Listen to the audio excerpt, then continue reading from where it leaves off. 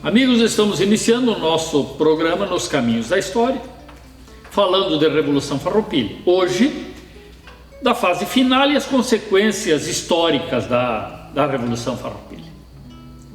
Esse é o nosso assunto para encerrar essa sequência que nós tratamos deste momento extremamente importante do Rio Grande do Sul. Não saia daí.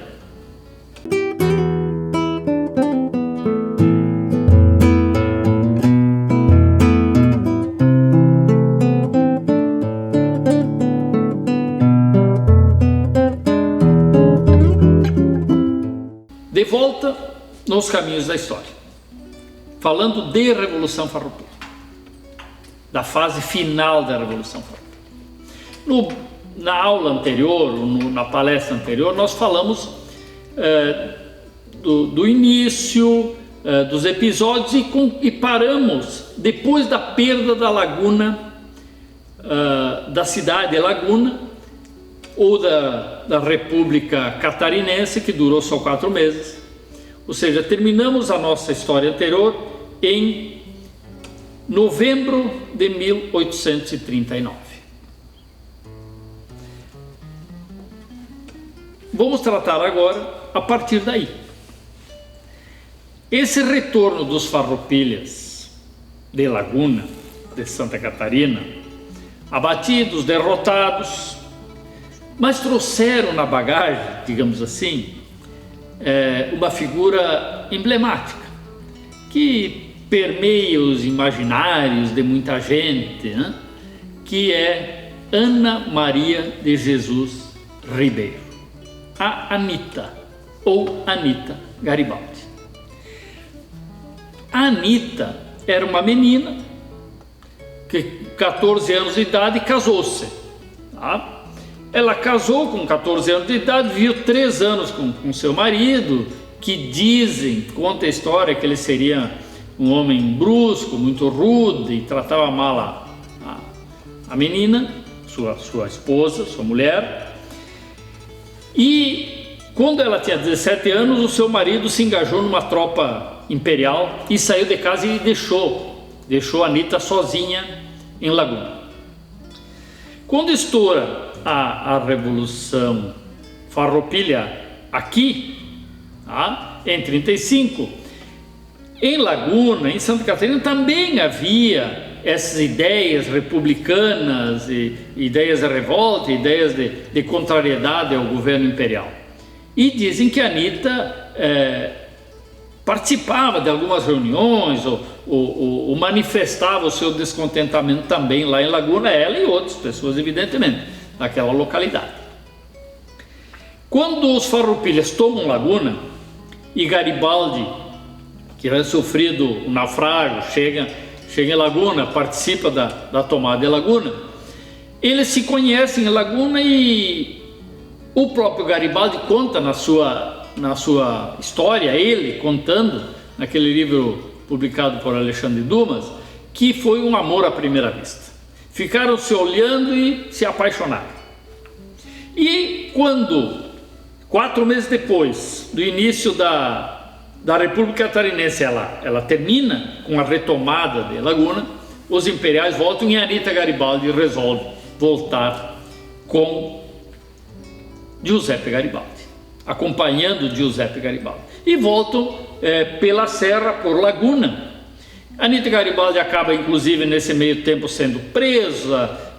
Foi tumultuada essa volta deles de Laguna para o Rio Grande do Sul. Mas eles chegam no Rio Grande do Sul.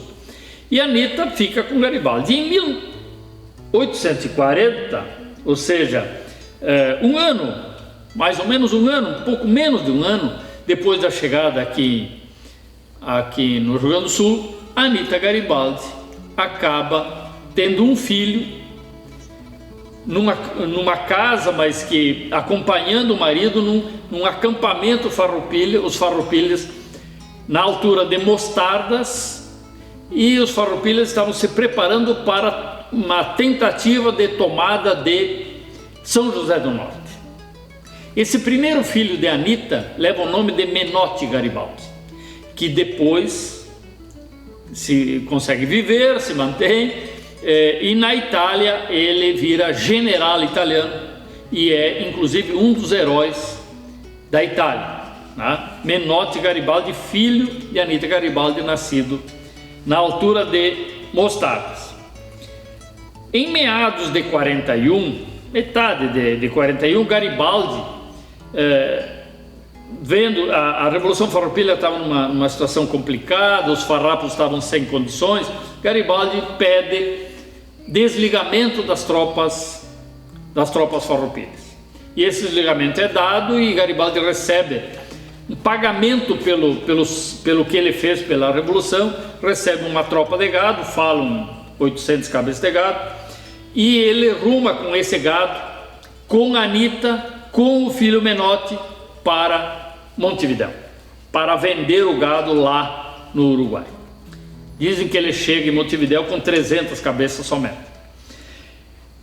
Eles permanecem, Anita Garibaldi e Giuseppe Garibaldi permanecem em Montevidéu até 1848, ou seja, eles permanecem 7 anos lá. Anita Garibaldi tem mais 3 filhos, um falece, daqueles que nasceram no Uruguai, e em 48 ela vai para a Itália. Garibaldi consegue levá-la para a Itália, mandá-la para a Itália de navio, depois ele vai também, tá? E Garibaldi acaba se envolvendo numa campanha de unificação da Itália, e Anita Garibaldi junto, com os 3 filhos que foram daqui. Mas a heroína de 2 mundos, como é chamada, adoece, o filho também adoece, e ela acaba falecendo no dia 4 de agosto de 1849, na localidade de Ravenna, na Itália. Os restos mortais de Anita Garibaldi estão num monumento em homenagem a Giuseppe e Anita, em Roma. Lá estão enterrados os restos mortais de Anita Garibaldi. Bom, depois da perda de Laguna, os farroupilhas entram num processo de, digamos assim, decadência acentuado, tá?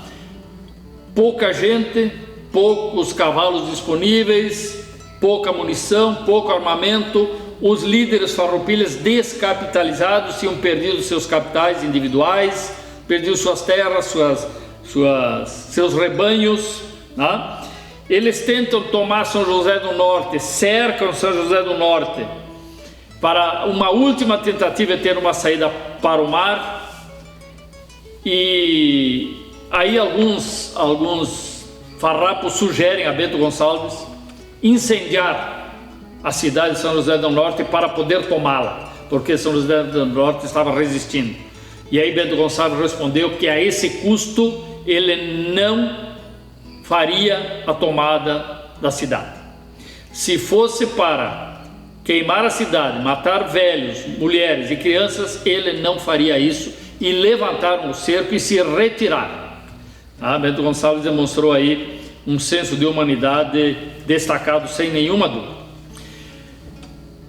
Numa tentativa de consolidar ou de terminar essa questão da proclamação da República Rio-Grandense, os farroupilhas precisavam fazer uma constituição da República Rio-Grandense. A Constituição, ela precisava a convocação de uma Assembleia Constituinte. E isto foi feito em 1840. Mas a eleição dos constituintes, 36 titulares constituintes, ocorre somente em outubro de 1842. E a Assembleia Constituinte se reúne em dezembro de 1842, já na terceira capital farroupilha, na cidade do Alegrete. O presidente da Assembleia Constituinte foi o padre Hildebrando Freitas Pedroso, um dos padres envolvidos na Revolução. Foram vários os padres envolvidos na Revolução, mas o padre Hildebrando acaba inclusive presidindo a Assembleia Constituinte.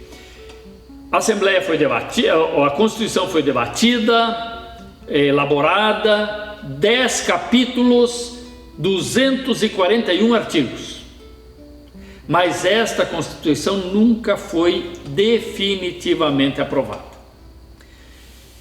Não houve tempo, não houve condições reais de aprovação em definitivo da Constituição da República Rio-Grandense. E alguns episódios marcam esse período aí, e um deles um episódio muito triste, né, para os farroupilhas. Uma série de intrigas surgiram, porque quando a gente começa a perder, aí todos são culpados, né? E houve em Piratini um atentado contra o vice-presidente Antônio Paulino da Fontoura, em Piratini. Na verdade foi um atentado passional, mas o Onofre Pires acusou Bento Gonçalves da Silva de ter mandado matar o vice-presidente Paulino da Fontoura. E essa acusação Bento Gonçalves recebe como uma desonra, a acusação de que ele teria mandado matar o vice-presidente.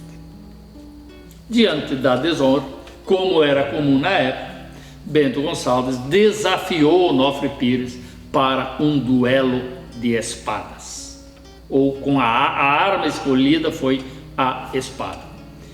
Onofre Pires era um homem corpulento, mais alto, mais forte que Bento Gonçalves, mas Bento Gonçalves era um homem mais ágil, né? Mais rápido, provavelmente. E no dia 27 de janeiro de 1844, nas margens do arroio Sarandi, se bateram em duelo Bento Gonçalves e Onofre Pires. Onofre Pires foi ferido à espada e faleceu depois desse duelo. Bento Gonçalves sentiu-se sem condições mais de ordem moral de liderar os farroupilhas naquele final da Revolução, e ele se retira da Revolução, se recolhe para a sua estância no Camaquã, hoje município de Cristal, e entrega o comando militar das tropas farroupilhas para Davi Canabaro, general Davi Canabaro, e o comando político do governo imperial. Bento Gonçalves entrega para Vasconcelos Jardim, seu primo, que lá no início, quando a proclamação da República se deu, Vasconcelos Jardim exerceu a presidência da República até que Bento Gonçalves chegasse no Rio Grande do Sul, depois de fugir do presídio da Fortaleza do Mar, na Bahia. Bento Gonçalves se recolhe, já estava adoentado e acaba por falecer em 18 de julho de 1847. 2 anos e pouco depois do fim da Revolução Farroupilha, Bento Gonçalves morre aos 59 anos de idade, e ele morre na casa do seu cunhado, Vasconcelos Jardim, nas Pedras Brancas, em atual município de Guaíba. Depois do intervalo, nós concluímos a história da Revolução Farroupilha. Não saia daí, nós voltamos logo. Erva mate e chás Barão, o verdadeiro sabor do chimarrão. A erva mate Barão, a preferida do chimarrão e nos corações dos gaúchos. Estamos de volta nos caminhos da história, falando aqui da fase final da Revolução Farroupilha. Eu dizia no bloco anterior que Bento Gonçalves faleceu em 27 de janeiro de 1844 em Pedras Brancas.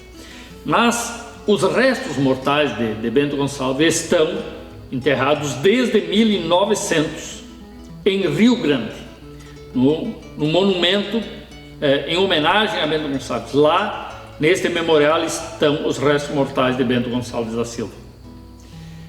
Por curiosidade, vale dizer que Rio Grande foi a única cidade, a única povoação que os farroupilhas jamais dominaram. do início ao fim da Revolução, nunca conseguiram dominar Rio Grande. E é lá em Rio Grande que Bento Gonçalves está enterrado. Essas ironias da história, do destino. Nós precisamos tentar fazer um retorno na história e tentar compreender o que acontecia aqui na América do Sul, nesse Cone Sul, naquele período. Na Argentina, o comando político da Argentina era exercido pelo general Juan Manuel Rosas. Era um ditador argentino que pregava e reivindicava o território das missões do Rio Grande do Sul como sendo um território que deveria e pertencia à Argentina. E ameaçava a todo momento invadir o Rio Grande do Sul. Rosas ofereceu ajuda a Davi Canabaro naquele final da Revolução. E Davi Canabaro respondeu que não aceitaria ajuda e que o primeiro argentino que cruzasse a fronteira forneceria o sangue com o qual os farroupilhas assinariam a paz com os imperiais. Então havia aqui uma ameaça. E o comandante imperial das tropas imperiais no Rio Grande do Sul, Duque de Caxias, na época era Conde de Caxias, sabia disso e estimulava e liderava negociações de paz. E as negociações aconteceram aqui no Rio Grande do Sul, aconteceram inclusive no Rio de Janeiro, e foram todo aquele ano. As negociações haviam começado em 43, seguiram durante o ano de 1844 e as coisas se encaminhavam para um final da Revolução. Mas antes do final da Revolução acontece um episódio que até hoje não é muito bem explicado, há interpretações das mais variadas formas. Estou falando do combate de Porongos, ou da surpresa de Porongos, ou da traição de Porongos. Depende de cada um, depende da forma que a história é contada. O que aconteceu? Davi Canabaro, comandante das tropas farroupilhas, estava estacionado em novembro de 1844 na região de Pinheiro Machado, com a sua tropa, com o pouco que restava, já não restavam muitos farroupilhas. E ele estava estacionado ali e ia se dirigindo em direção de Dom Pedrito, em direção da fronteira, tá? Porque não tinham mais condições de retomar o centro do Rio Grande do Sul. Alguns dias antes do episódio em si do combate de Porongos, Teixeira Nunes acaba sendo morto num combate, num enfrentamento da sua equipe de lanceiros. Ele era o comandante dos Lanceiros Negros, com as tropas de Francisco Pinto de Abreu, o Chico Pedro, ou também chamado de Moringue. E os lanceiros que conseguiram fugir desse combate se juntaram a Davi Canabaro. E Moringue acaba atacando o acampamento de Canabaro na noite de 14 de novembro de 1844. Ataca o acampamento, pega Canabaro desprevenido, as tropas farroupilhas desprevenidas, e nesse episódio resultam em torno de 100 mortos, 100 farroupilhas mortos e em torno de 300 presos, e os demais fogem. Davi Canabaro também. O Davi Canabaro é acusado de traição porque dizem que ele sabia que seria atacado e ele desarmou os lanceiros negros, ou os negros que faziam parte do exército, facilitando a ação de Chico Pedro. As pessoas que acusam Canabaro citam uma carta que Conde de Caxias teria mandado para Chico Pedro, descrevendo o local e as condições e a estrutura do acampamento de Davi Canabaro. Duque de Caxias estava na altura de Rio Pardo, Chico Pedro estava na altura de Bagé. Naquele tempo não tinha celular, não tinha telefone, não tinha internet, não tinha comunicação de nenhuma forma que não fosse por mensageiros. No meio deles estava Canabaro. com a sua tropa. Eu acredito que é fantasioso essa fantasiosa história de que Davi Canavaro sabia que Duque de Caxias, o Conde de Caxias, sabia exatamente aonde e como estaria acampado o exército farroupilha. Eu acredito que foi muito mais uma surpresa e que as tropas de Chico Pedro invadiram, mataram principalmente negros. Quanto a essa questão dos negros estarem desarmados, parece que era verdade. Por quê? Porque estava chegando no fim da Revolução, os farroupilhas tinham prometido liberdade aos negros, os negros não estavam contentes, estavam descontentes, ameaçavam se revoltar contra os comandantes, e por precaução, há quem diga que Davi Canavaro à noite mandava desarmar os negros para que pudessem dormir. No dia seguinte entregava as armas quando estavam todos acordados. Eu acredito que não houve traição. Isso não elimina o fato de que Davi Canavaro não era um homem que defendesse a abolição da escravatura. Davi Canavaro defendia a escravidão. São duas coisas separadas. Em defender a escravidão e entregar os negros para serem mortos, me parece que há uma diferença bastante grande.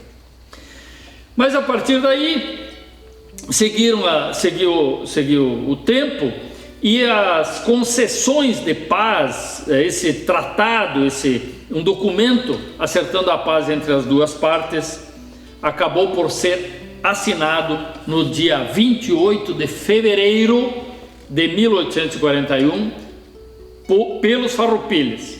Eles se encontravam aí em 28 de fevereiro, na altura de Ponche Verde, uma localidade em Dom Pedrito.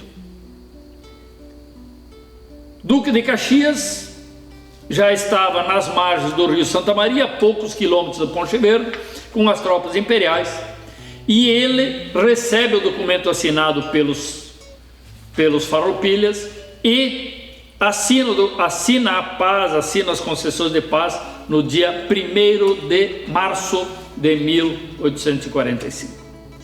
Uma coisa interessante foi a manifestação do proclamador da República Rio-Grandense, Antônio de Souza Neto, que disse: assino porque todos assim o fazem, concordo porque todos estão concordando, mas eu não viverei sob a égide de um império. Eu vou para um território em que haja um regime republicano. E foi embora para o Uruguai, onde ele tinha terras, foi embora com seus soldados, com seus escravos, ainda havia escravos, e naquela época ter escravos era o comum, todo mundo tinha escravos, né? Essa questão de escravidão, ela tem que ser vista no período histórico, não podemos analisar sob a ótica moral e ética de hoje, episódios que aconteceram há 200 anos atrás. As concessões de paz, eu destaco algumas delas. Uma dizia o seguinte: o presidente da província seria escolhido entre indicados pelos farroupilhas. Os farroupilhas indicariam quem seria o presidente da província, e os farroupilhas indicaram Conde de Caxias, indicaram Caxias para ser o presidente da província. Ele já era e permaneceu com o concordo dos farroupilhas.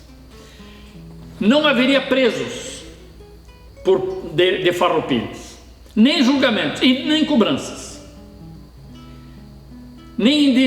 O império não exigiria indenizações, aliás, pagaria as despesas da República Rio-Grandense. Os escravos que servissem ou que estivessem servindo nas tropas farroupilhas seriam declarados livres. Os farroupilhas que desejassem, exceto os generais, poderiam de imediato integrar as tropas imperiais, tá? Nas mesmos postos e graduações que tinham nas tropas farroupilhas. Veja a inteligência de Duque de Caxias. Ele absorve o restante que tinha dos farroupilhas, que eram treinados, homens treinados, capacitados, calejados, bons cavaleiros, insere isso na tropa imperial e fortalece a sua defesa do território na ameaça exercida por Rosas, o ditador argentino da época. Terminada a Revolução Farroupilha, em 45, cada um volta para suas casas, vão retomar suas vidas, tá? E ficou no imaginário de todos os gaúchos aquelas coisas que os farroupilhas queriam. O que é que os farroupilhas pregavam, desejavam, queriam e colocaram na sua Constituição, inclusive? Garantia de propriedade privada, ou seja, o Estado não poderia expoliar livremente as propriedades privadas. A propriedade privada devia ser garantida.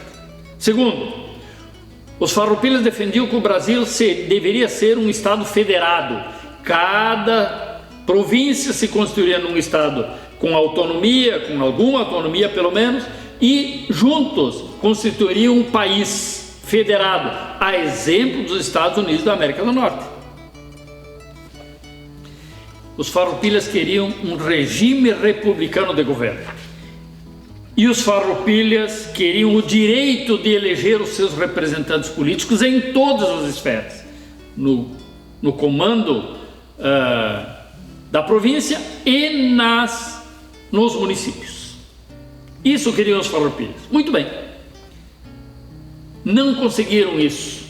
E algumas pessoas, alguns analistas, historiadores, sei lá, acusam de que os gaúchos comemoram uma revolução perdida. Eu digo que os gaúchos comemoram uma revolução que ganharam. Ganharam nas ideias, ganharam no ideal.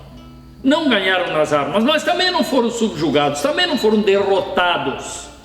Eles estavam sem condições, já estavam peleando, como diz o gaúcho, só com o cabo da adaga. Isso é verdade. Mas eles iriam até a morte, até a extinção, se fosse preciso. Fizeram um acordo. E a revolução não terminou da forma que terminam todas as revoluções. Terminou num acordo. Tá, vamos parar de brigar e vamos nos defender dos castelhanos. Foi desta forma.